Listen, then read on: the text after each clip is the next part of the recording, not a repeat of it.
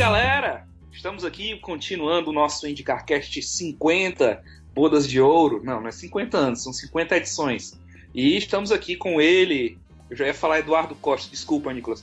Nicolas Costa, grande piloto das categorias de base e que está aí também representando nosso futuro no automobilismo brasileiro. A gente vai falar nesse bloco um pouco sobre a carreira internacional do Nicolas. Como ele foi bem na Fórmula Futuro, ele acabou indo para a Fórmula Abarth, não sei como é que pronuncia isso. Enfim, a preparadora lá da Fiat. Como é que foi assim correr em terras estrangeiras, Nicolas? Foi de novo um aprendizado bem grande, né? Na verdade, antes de eu vencer a Fórmula Futuro, eu já tinha estreado na Itália, né? Porque o meu manager na época, ele conseguiu um teste para mim na Euronova, na Fórmula Abarth, para fazer o campeonato de inverno, né? O Intertrophy na Fórmula Abarth em Varano. O dono da equipe prometeu que se eu fosse mais rápido com meus companheiros de equipe, ele ia me botar para correr. No Intertrophy que eu não tinha dinheiro para fazer, mas enfim, fui lá arriscado. Eu tinha 2 companheiros de equipe, eu acabei sendo um pouquinho mais rápido que os dois, tanto na chuva quanto no seco, e acabou me botando pra correr, né, no troféu de inverno. Eu entrei de paraquedas assim, né, não tinha a menor ideia do que eu tava fazendo lá, na verdade, porque o campeonato da Abarth já tinha começado, né, tava na verdade quase no final, e todo mundo que tava fazendo o campeonato italiano tava fazendo esse troféu de inverno. Eu acabei dando uma sorte, porque nos treinos estava seco, e a gente andava ali sempre 12º, 11º, 10º, que era ok, porque o grid era muito forte, mas aí choveu para a classificação e a gente acabou largando em 3º, se eu não me engano. Mas enfim, uma coisa levou a outra, eu acabei vencendo o troféu de inverno lá. Estreiei na Itália antes de estrear depois de ganhar a Fórmula Futuro, né? Mas quando começou o campeonato italiano mesmo, depois de eu ter vencido a Fórmula Futuro, acabou sendo bem mais difícil, porque eu estava em uma outra equipe, que eu não tive direito de escolha por ter vencido o campeonato lá da Fórmula Futuro. Eu fui na equipe que me mandaram ir, não necessariamente na equipe que eu queria estar. E foi bem complicado, porque não me entendi tão bem com a equipe. Era uma equipe menor e acabei apanhando um pouco no primeiro ano. Na equipe ninguém falava inglês, então eu tive que aprender italiano muito rápido, senão eu não ia conseguir me comunicar com os caras. E eu morava numa cidade com 500 habitantes também, sozinho. Então foi como se eu tivesse ido para Marte, que era completamente diferente de tudo. Mas eu acabei aprendendo muito e foi bem legal para conseguir me preparar melhor com o segundo ano lá na Fórmula Abarth. Eu ia fazer uma pergunta justamente nesse ponto. Eu vou deixar que os outros aqui perguntem sobre o campeonato italiano, sobre essas coisas. Você pode... Não, pode perguntar, fique tranquilo. Pergunta logo, Daniel. Eu quero perguntar sobre a adaptação. Sempre ouço de muita gente que vai morar fora do Brasil que tem muita gente que se adapta muito fácil e tem muita gente que não se adapta, né? É língua, é gastronomia, é cultura. Você falou aí que teve problema com o idioma, com a sua equipe. No geral, como que foi essa adaptação na Europa? Foi complicado pra você ou você conseguiu tirar de letra? No início foi um pouco complicado, mas eu sempre tive um pouco de facilidade de me adaptar. Até porque eu sempre tive muito feliz de estar lá, de estar tendo a oportunidade. Então eu sempre fui preparado para qualquer coisa, o que desse e viesse, eu tava pronto. Então foi um pouco complicado, principalmente por causa da língua no início, mas o italiano não foi tão difícil de aprender. E depois de uns 2 meses eu já estava completamente acostumado à vida lá, o frio, a solidão, porque realmente eu ficava sozinho o dia inteiro, não tinha nada para fazer. Mas o mais complicado para mim, principalmente no primeiro ano, foi a equipe, porque a gente teve alguns desentendimentos. Eu não tinha tanto jeito de escolha assim, até por eu ter ganho o campeonato como prêmio da Fórmula Futura, eu não tive direito de escolha na equipe. E alguns problemas internos acabaram atrapalhando o ano. A gente também sofreu o ano inteiro com o motor do nosso carro, que era sempre no mínimo 5 km por hora mais lento em todas as pistas que a gente correu do que os carros que andavam na frente. E isso no final significava que a gente estava sempre 1 segundo atrás, pelo menos dos primeiros 2, 3 carros. Mas por outro lado isso foi bom, porque se tinha algum déficit de equipamento eu tentava compensar na corrida. Isso acabou me desenvolvendo bastante como piloto, porque eu sempre largava, pelo menos de nono pra trás. Eu sempre largava de nono pra trás. Era muito difícil largar pra frente disso. Então, pra eu conseguir pontuar, né, já que só os 10 primeiros pontuam, eu fazia uma primeira volta completamente kamikaze, quando dava certo. Eu sempre estava entre os 5 primeiros. Quando não dava certo, né, não terminava. Mas tentava fazer de tudo pra pontuar. Mas sempre quando eu passava os carros que estavam na primeira volta, quando eu passava 3, 4, 5 carros, eles sempre eram meio segundo mais rápido que eu depois. Principalmente de reta, porque meu carro não andava muito bem. Então eu aprendi a ultrapassar e a defender muito bem também. Isso foi bem legal. Principalmente no segundo ano, que eu já tinha um carro bem melhor. Isso me ajudou bastante a vencer o campeonato. E Nicolas, eu tô vendo aqui, você, no seu primeiro ano, você teve um colega brasileiro na sua equipe, foi isso mesmo? Eu tive só em uma corrida, foi o Vitor Franzoni, que tá correndo agora na Promasa. Ele fez a etapa de Spa-Francorchamps com a gente, mas foi só uma etapa, depois ele foi fazer Fórmula Futuro, se eu não me engano. E na sua experiência lá, principalmente na pista de Spa, que é considerada uma das melhores da Europa, o que você achou do traçado, das curvas, enfim? Porque a gente, pelo menos quem pratica no videogame, fica encantado com aquela pista lá, é muito, muito sensacional mesmo. O que você acha? Spa é minha pista preferida até hoje, acho que não tem nenhuma que se iguala. Eu só andei com o Abarth lá, mas pelo menos com o Fórmula Abarth era, pra mim, de longe a pista mais legal de você guiar. Sempre mudando o clima e umas curvas muito rápidas, mas ao mesmo tempo era relativamente seguro, assim, porque tinha bastante área de escape, então você podia forçar bastante, rodar, que você voltava, você não batia no muro. E eu tive um final de semana muito legal lá, também, que ajudou a ter simpatia com a pista, né? Até, por exemplo, num treino que a gente fez lá, que era um treino aberto, no início da temporada, né, com a equipe que eu corria, foi um negócio completamente diferente do que eu já tinha feito, porque o treino era literalmente aberto para qualquer coisa que você quisesse botar na pista. Era dividido em monoposto e carro de turismo, mas qualquer carro aberto podia entrar junto com o Fórmula Abarth, por exemplo. Então a gente tinha 3 Fórmula 1, tinha os carros que participam de Le Mans, como também tinha Fórmula Ford, Fórmula 3, GP2, tudo junto na mesma pista. E foi bem legal, porque você precisava estar atento o tempo inteiro, porque você achava que estava rápido e daqui a pouco passava um Fórmula 1 a 290 por você. E a atmosfera lá também é muito legal. É muito bonito o lugar, o autódromo é muito bem estruturado. E por incrível que pareça, a curva que eu mais gostei não foi o Rouge, que eu achei o Rouge até fácil de fazer flat. Você só precisa mirar bem a saída, né? Porque é completamente cego. Mas tem uma sequência de curva para a esquerda, uma curva de alta, que eu não sei o nome exatamente, que não era flat com Fórmula Abarth, mas era quase lá. Era quase flat. E era muito divertido. Mas até hoje é a minha pista favorita. Matheus? Aí, Matheus, falou tanto o João, agora foi tu que dormiu, cara? Porque tava estourando pipoca aqui. Meu Deus, que isso? Não, é que você também participou da academia de pilotos da Ferrari, né, Nicolas? Daí como foi a experiência lá? Foi legal? O que faz numa academia dessa? Malha? Roubou minha piada. Também, de certa forma, sendo malhar na academia até é meio sem sentido, né? Mas na academia eu fui no meu primeiro ano de Fórmula Abarth, né? Que eu tive direito, assim, de ir lá, né? Com o prêmio também de ter ganho a Fórmula Futuro. Foi legal porque eu conheci mais ou menos como é que funcionava dentro da Ferrari, né? As coisas, e a parte boa e a parte ruim. Que foi bom porque abriu meus olhos também para o mundo real, né? De Fórmula 1 e enfim, de como a coisa funciona, né? Não é aquele conto de fada que o pessoal conta na TV, mas ao mesmo tempo eu pude melhorar bastante a parte física, a parte mental, estar em Fiorano, trabalhar com a equipe de Fórmula 1. Foi muito legal como experiência. Vai ser com certeza um negócio que eu vou levar para a vida toda, essa oportunidade de estar lá dentro, poder conhecer todo mundo e trabalhar também com eles, né? Ver os prós e os contras de estar numa equipe tão grande.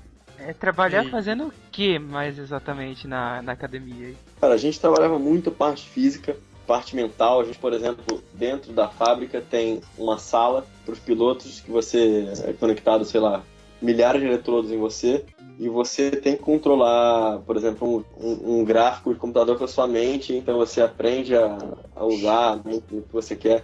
Um monte de coisa pouco... A escola é do professor Xavier, então, né? Né, telecinese eles estão aprendendo.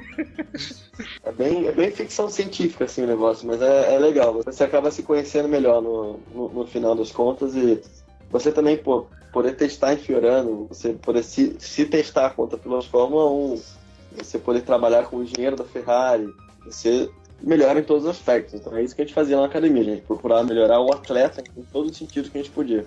Então, óbvio que como você tinha dito, como você passou por essa academia em Fiorano antes de efetivamente começar na Europa. Então, com certeza... Corte rápido. Olá, Eduardo. Aleluia! Me deu um fatality aqui. Mas beleza. Olá, gente. Olá, amigos. Olá, gente. Esse é o Eduardo Costa. Não é aquele cantor famoso. Mais um da cota do Nordeste aqui. Parabéns por ter passado na faculdade. Parabéns. Depois vai perder o cabelo.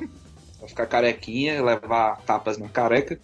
Mas enfim, como eu tava falando, até então, antes de você começar na Europa, você já tinha uma preparação física ou você realmente só se atentou para essa parte da preparação quando chegou na Europa?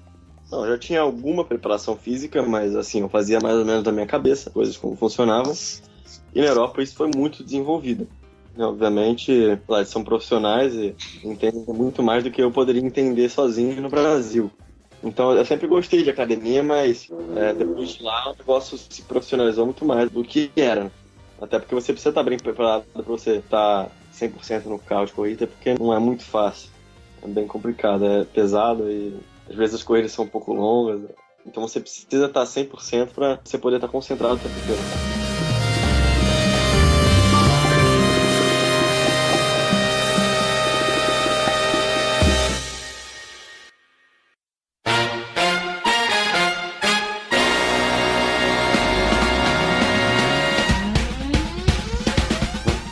A sua intenção sempre foi entrar na Fórmula 1, né?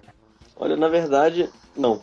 Não. Pra ser bem sincero, não. Não foi sempre a minha intenção.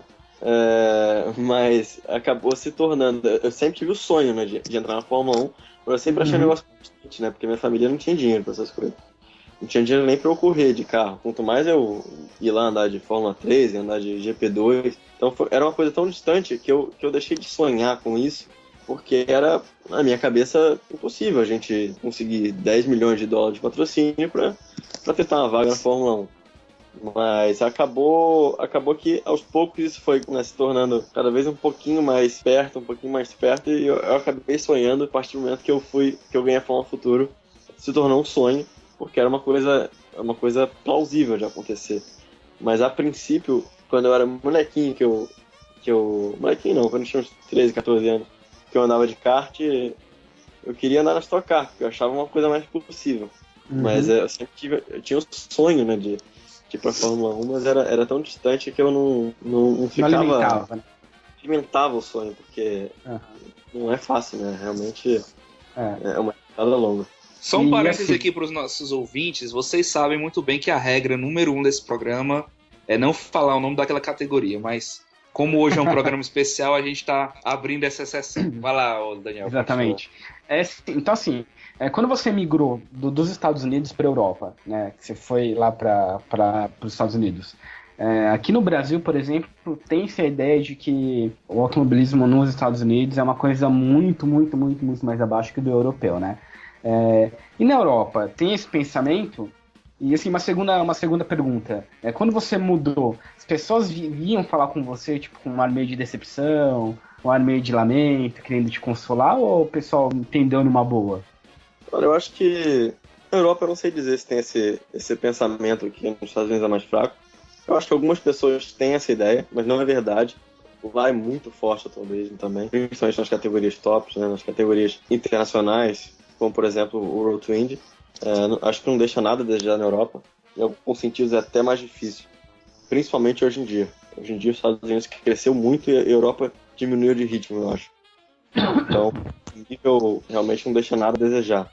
Eu acho que algumas pessoas, principalmente as pessoas mais leigas, digamos assim, talvez tenham lamentado um pouco pra mim, falando, não, relaxa, porque você vai voltar pra Fórmula 1 e... Enfim, é o que todo mundo sempre diz, né? Mas as pessoas não entendem exatamente por quê. Eles acham que a Fórmula 1 é o melhor, porque é o melhor, pronto. Porque o Senna correu na Fórmula 1. Eles não têm tanta ideia, né? É o pensamento leigo em geral. Mas eu não pensei duas vezes quando eu tive a oportunidade de ir para os Estados Unidos. Eu sempre gostei muito de lá. Sempre foi um lugar que me apaixonou. Até por isso, no início, eu fui para Skip Barra para tentar fazer o shootout, porque eu sempre tive paixão pelos Estados Unidos. E a partir do momento que eu fui lá e comecei a ter né, depois que eu voltei da Europa, aí eu tive certeza, eu preferi os Estados Unidos do que a Europa. A atmosfera, como os fãs tratam os pilotos, como é muito mais acessível ao fã em geral do que é a Fórmula 1. A Fórmula 1 é um negócio muito frio, muito fechado. O público em geral idolatra muito os pilotos porque eles não têm acesso a eles. Hoje em dia acho que tem um pouco mais de acesso, né, por conta das mídias, das redes sociais e tudo mais, mas nos Estados Unidos isso é muito mais aberto. E eu acho mais legal. Eu prefiro ter mais contato com o público, um negócio mais descontraído, como é lá, do que por um jeito que é a Europa. Você falou que ficou sozinho no apartamento em uma vila de 500 pessoas. Você virou praticamente um eremita, então, lá na Europa. Não fazia muita coisa além do automobilismo. Ah, com certeza. Era 24 horas e totalmente automobilismo, porque eu não conhecia nem meu vizinho. Por exemplo, a cidade onde eu morava não tinha absolutamente nada. Tinha uma padaria que abria de vez em quando, e era só, e ela ficava 20 km de qualquer coisa, nas montanhas. Então era literalmente automobilismo 24 horas por dia, porque eu me locomovia quando eu pegava a van da equipe emprestada e ficava pra lá e pra cá, então eu ficava o dia inteiro na equipe, e depois ia malhar e ia pra casa dormir, porque não tinha nada. E foi isso o ano inteiro, e não só lá, na verdade, em alguns lugares foi assim, mas principalmente a cidade era muito pequena mesmo, não tinha o que fazer. Bom, ainda sobre... você teve bastante dificuldade no primeiro ano, mas teve um segundo ano melhor, né, na Fórmula Bart, que aí também quando chegou com tudo.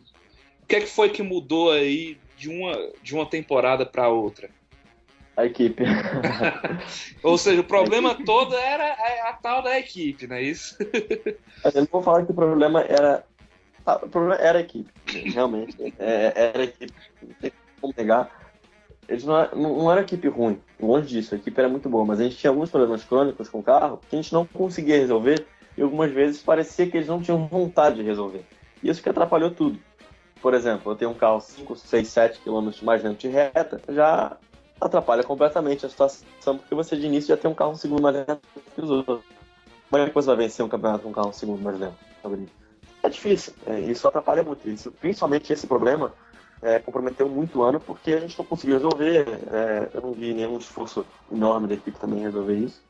Para ser sincero, eu até tentei algumas formas bem no limite da regra para resolver. Por exemplo, eu detestava o motor que eu tinha e a gente só poderia trocar o motor se ele quebrasse, por regra do campeonato. Então a equipe não resolvia. Eu acabei explodindo o motor num treino. Foi sem querer, querendo. E a gente trocou o motor, mas acontece que o outro motor também era igual. A gente continuou lento. Mas enfim, no segundo ano eu estava com mais confiança. Eu tinha um patrocínio em 2011 que eu consegui guardar algum dinheiro e salvar para 2012, porque em 2012 eu perdi. E assim a gente conseguiu ter dinheiro para pelo menos fazer esse. Mas depois, quando o dinheiro acabou, realmente foi a equipe que foi ajudando a gente a continuar no campeonato. A gente estava sempre vivo na disputa ali do título, e a equipe foi decisiva, porque a vontade deles era tão grande quanto a minha de vencer, mesmo a gente tendo uma desvantagem grande em orçamento, porque a equipe que a gente estava disputando diretamente, que era a Prema, treinava toda semana. Eles fizeram pelo menos 40 testes privados, a gente fez 2 durante o ano inteiro. Isso comprometia a gente às vezes no desenvolvimento do carro, mas a vontade coletiva foi crucial, e a gente no finalzinho acabou conseguindo, e foi bem legal, foi mágico, assim, foi inacreditável. Vamos lá, ô Nicolas, começar a falar um pouco dos Estados Unidos, a sua passagem por lá. Cara, você não deixou nem o cara falar sobre a experiência dele de ser campeão. Né? É verdade. Beleza. Ele foi campeão, tá, beleza, nos Estados Unidos. Ah, não, que cortou tudo aqui, ele tava falando disso? começou a falar disso, né? Mas se quiser aprofundar é bom, tal. Falar das vitórias e... Né? Vocês que sabem. Enfim, então vamos lá. Ô, Nicolas, e como que é depois de passar por todos esses problemas, assim, com uma equipe pequena, uma equipe com dificuldades, você ir para uma equipe maior, ser campeão? Qual que é a sensação que dá?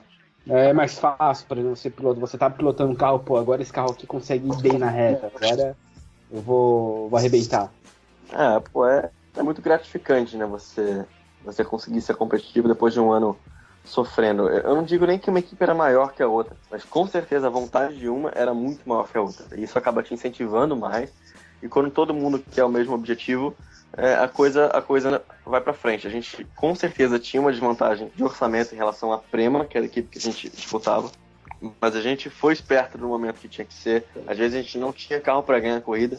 A gente era segundo, terceiro, a gente pontuava sempre. Por exemplo, a gente teve 24 corridas esse ano.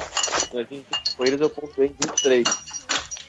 Eu só não pontuei em uma corrida por causa de uma quebra, quando eu era segundo. E eles eram, às vezes, 880. Venciam a corrida, batia na outra. Vencia de novo, batia na outra. Então a gente, quando não tinha carro para vencer, a gente jogava uma estratégia mais inteligente. Às vezes a gente tinha carro para vencer, a gente vencia as corridas. Então a gente sempre capitalizou naquilo que importava, que era os pontos. Né? E no final foi incrível, porque a 3 etapas do final estava 35 pontos atrás do primeiro colocado. É muita coisa. Eu cheguei até a pensar que já estava meio difícil ganhar o campeonato. Mas aí nas últimas 3 etapas, 9 corridas, que eram etapas que terminou 8 no pódio. Então isso acabou me dando campeonato. E foi muito perto, né, a disputa do título, e principalmente com o Luca Ghiotto no final, que era o piloto que eu estava disputando. Pra ser sincero, eu cruzei a linha de chegada na última corrida em Monza, sem saber se tinha sido campeão ou não. Eu não tinha ideia, até a equipe me confirmar no rádio lá, que foi realmente perto. E foi um momento muito emocionante, porque quando você passa por tudo quanto é tipo de dificuldade que eu passei durante os anos, e no final das contas você tem uma oportunidade de vencer um campeonato, porque eu sabia que eu não ia ter dinheiro, e você consegue, né, realizar esse sonho, na Europa, uma sensação mágica. E eu fiquei eu fiz a volta inteira sem comemorar nada, porque eu fiquei completamente paralisado. Eu fiquei perplexo do que tinha acontecido, fiquei sem voz, gritei e tal. E foi bem legal poder viver isso. Pronto, podem continuar, gente. Desculpa. Pronto, tá certo. Agora sim, que alívio. Desculpa, Nicolas. Nada. Bom, então assim, na hora que a equipe te informou assim, Nicolas, você é o campeão, aí passou aquele filme na cabeça daquelas noites solitárias na Itália, como é que foi? Ah, passou, com certeza. Foram os piores 30 segundos da minha vida. Eu perdi pra responder, porque eu não sabia, os cruzeirenses chegaram sem saber, e eles demoravam pra responder, e eu perguntando, porque depois eu descobri, né, todo mundo tava chorando no box, se abraçando, e eles não conseguiam me responder.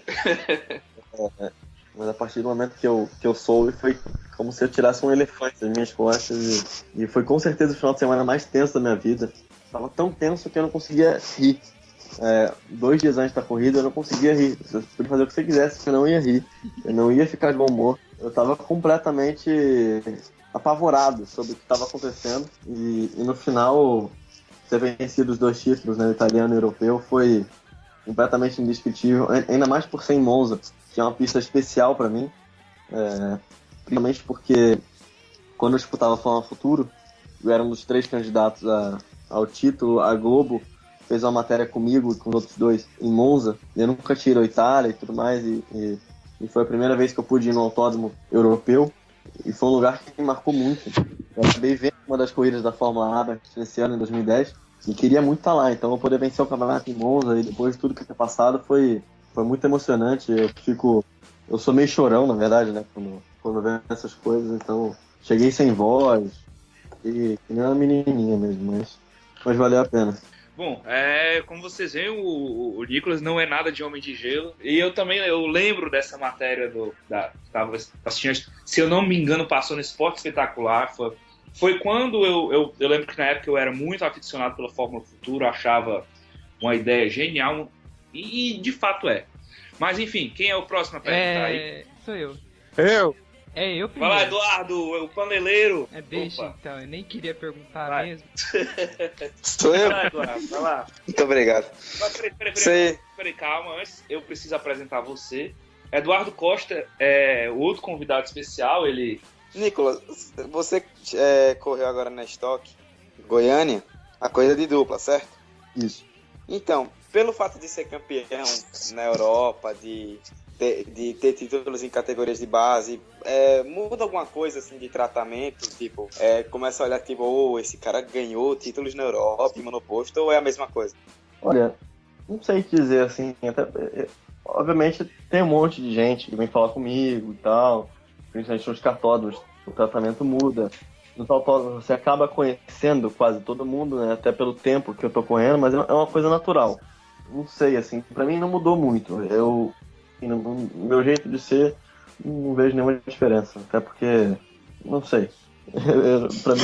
Pra mim não mudou nada desde a época do kart.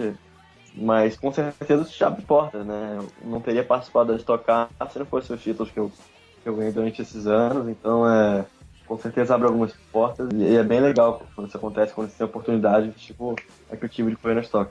Voltando mais pra Fórmula Abarth, eu acho. E você chegou a ter um ou dois pilotos com quem você disputava mais perto, assim, que criava meio que uma inimizade, assim, na pista? Ah, com vários. Em toda categoria que a gente passa, sempre tem um, dois ou três que você não se dá e vira uma rixa, pelo menos comigo. Assim, como eu já falei no início, eu não consigo ser falso com alguém. Então, se eu não gosto da pessoa, eu vou demonstrar isso, tanto dentro da pista quanto fora dela. É difícil, na verdade, eu ter um problema realmente pessoal com alguém, mas acontece, eu acho natural. Principalmente quando você envolve tanta coisa quanto acontece no automobilismo, você ter algumas rixas com outros pilotos. Eu já tive no kart, tive na Fórmula Futuro, tive nos 2 anos da Abarth, tive na Promasa. Então é natural. E Nicolas, até pegando o gancho dessa pergunta do Matheus, no momento da premiação, você fica emocionado e você ganhar a corrida e seu rival acabar ficando em segundo, rola ali alguma provocação? Dos troféus que você ganhou, qual que você acha mais bonito? Eu acho que na hora da premiação, pelo menos da minha parte, assim, não rola muita provocação, não. Eu nem penso neles, na verdade. Quando eu ganho, eu fico feliz de ter ganho. Me preocupo em comemorar com a minha equipe. Nem penso nos adversários. Só penso neles mesmo quando eles estão do meu lado ali, pra eu tentar passar eles, alguma coisa assim. Ou quando eles vencem. Aí você, inevitavelmente, pensa neles, porque você quer estar na frente do cara de qualquer jeito. Mas na hora da premiação, acho que não. Acho que também na hora que acaba o campeonato, geralmente a rixa acaba. Alguns pilotos que eu tinha bastante emocionalidade são meus amigos hoje. Então é uma coisa, às vezes, do calor do momento. Olha, o troféu mais legal que eu tenho, eu acho que não tá nem aqui. Eu tenho vários troféus na Europa que a equipe não deixou trazer. Eu acho que o de campeão europeu deve ser o que eu mais gostaria de ter, mas não tá aqui. Mas faz parte, pelo menos tá em algum lugar. Bom, minha gente, então é isso. O bloco já se estendeu e eu vou cortar por aqui pra gente, no próximo, falar sobre a carreira do Nicolas nos Estados Unidos e aqui no Brasil também, que já foi antecipada um pouquinho pelo Eduardo. Então é isso, minha gente. Se você teve paciência de chegar até aqui, clique no outro link, por favor, que aí também vai ter muito mais e vai ser bem mais legal. Confira, descubra.